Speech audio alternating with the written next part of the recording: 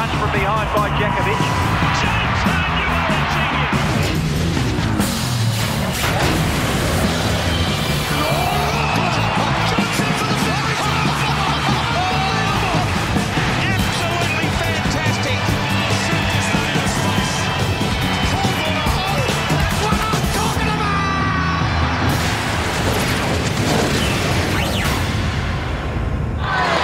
We're only 2 rounds into the season, but it appears the Blues have returned from the abyss. All the key indicators stat-wise show they very much are a team on the rise. Have a quick look at the team and just talk us through it. What are your plans for the guys tonight? Well, we'll need to make sure that we cover. Essendon kicked the ball fairly short into their front 50, so, you know, I suppose the sagging off is a big thing for us. We don't want to get caught out trailing opponents and things like that, so being on your man and up his shoulder, I think that'll be very important. And Nick Stevens coming into the team fully fit? Yeah, he's fully fit. He'll start at half-back and we'll just let him go and see if we can get some really good rebound from him. So maybe with Jared's not being as the rebounder that we would like, maybe Nick would do it for us as well. Good on you, mate. Thanks for your time and good luck tonight. No problem. Brett Radden, the coach of the Blues.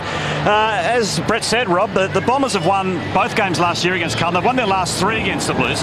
Where are they at now, though, as a team? Oh, look, they're building and developing.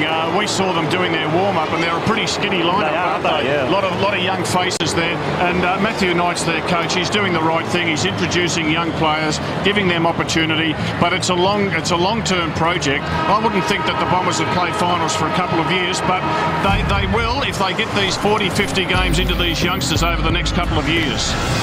What do you think he's doing with Lucas and Lloyd? I mean, they're not really playing in position, and it's causing a lot of angst among supporters and commentators now. Who are you tipping, Wolsey, as we get ready to start? I'm going for the Blues, and I'm just really keen to see their tackling intensity, because that's the big thing in AFL today. Saw St Kilda do it so hard on the Eagles this afternoon. Well, they're underway, and straight away this Carlton and Essendon boys getting in really tight, and we know as we see Scotty Lucas starting on the bench. We heard Brett Ratton say before the game the Bombers trying to catch them out by going small up forward. Lucas will have to wait his turn as he did last week, and there's a good tackle, and there's Chris Judd getting in the thick of it straight away, and bolting. Here's Murphy and Gibbs streaming away. Murphy's delivery is perfect to Favola. And have a listen to that crowd. It was a messy brawl when the Blues came out of the ground. It's a Carlton home game, and Fev receiving beautifully from Mark Murphy. Well, the worry was that when Judd had the kick, he had 2 targets out on the wing, 30 metres in the clear.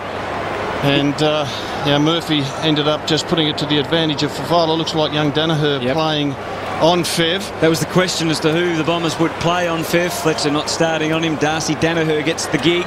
7 and 8 goals in the 2 games last year for Favola against Essendon. 8 in round 3 2007 and 7 in round 7 2006. So he has feasted on the Bombers in the past, but alas, he starts with a behind tonight. You're talking about his dominance, Hutto, against the Bombers. He's polled in Brownlow votes in 4 of the past 6 games. Well, this man he's done really, and that's why I can't understand why they don't play Dustin Fletcher on Favola.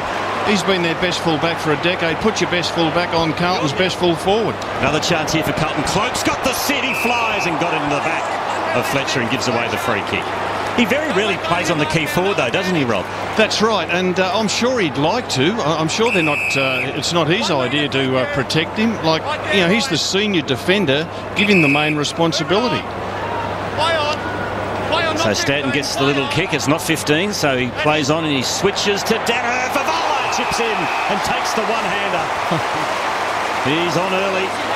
He loves a big occasion, Fev, too, doesn't he? Absolutely loves it.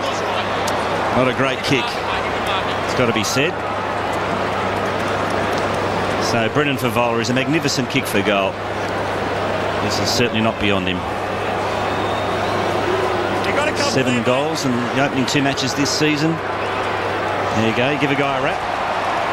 So 2 behinds to start the night for Brendan Favola, but he's getting his hands on the football early.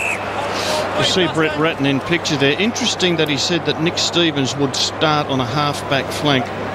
And great luxury, isn't it? It is, and you can see he's just guarding space there. He's in the zone as Essendon get that kick in going. Just a big kick in too, almost to the centre circles. Hill was the target, but Hadley has been prolific since he's been back in the side. Uses Simpson out wide for Cloak. That's Fletcher's opponent, Cam Cloak. And he'll bounce to his feet and see that he's got Fev coming out of the goal square. Leads into the pocket, which wasn't a great lead. And Wiggins and Gibbs might have to fly. Fev was waiting at the back. But the Bombers showing a bit of initiative. This is Darcy Dame. This is what he did last week. Got on the bike. No doubt he'll do that against Favola, and that's one of the reasons he's on him. Nash was the late inclusion.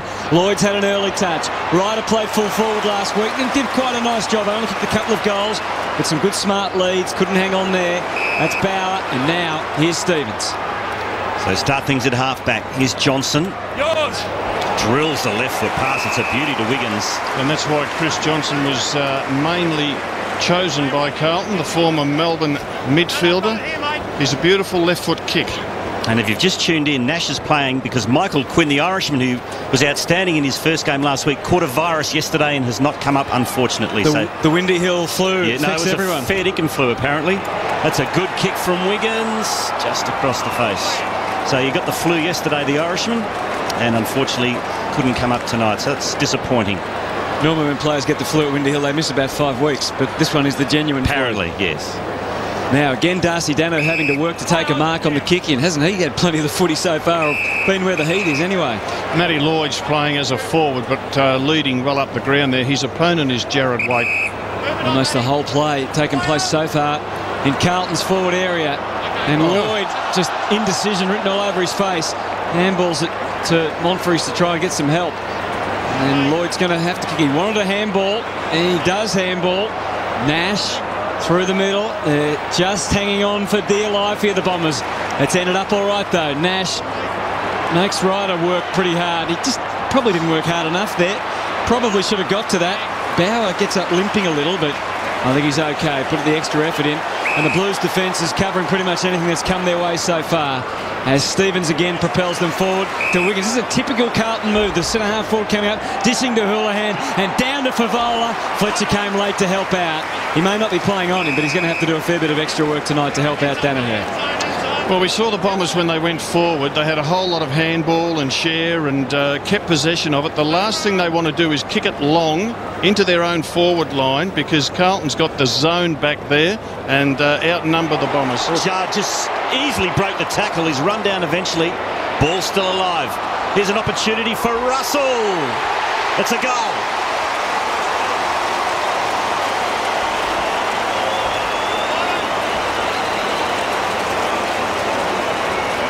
Inside 50, 6-zip. Well, they have averaged 18 more inside 50s than their two opponents so far this year. Helped, of course, by the dominance of Richmond in round one.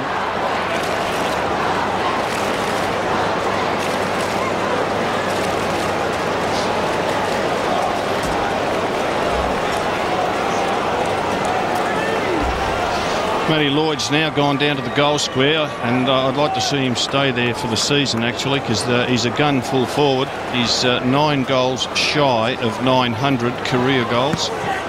And Lloyd averages just over 3 goals against Carlton. He's had some big bags. Great stuff again from Judd out of the middle. And watch out, there's an ambush on Simpson by Davey. Hunting him down, doing what he does best. Elwyn Davey into the middle to Hocking, who I think has the job on Judd. Gee, David Hill's pushed deep forward, the ruckman. Judd already 3 disposals. And out wide, mark taken by Hayden Skipworth. Lloyd has been given a few metres by Thornton in the goal square. He's playing in front of him, you can see there. So Lloyd could have a bit of a run-up if Skipworth decides to sit it on top of the square. He's sort of in that in-between distance. If he doesn't think he can make it, it's going to go right to the line and be hard to hang on to. We saw him, I think last week, kick a goal just from about this range, maybe a fraction closer. So he can cover the distance, which he does, but in just making sure he did that, the accuracy slightly astray.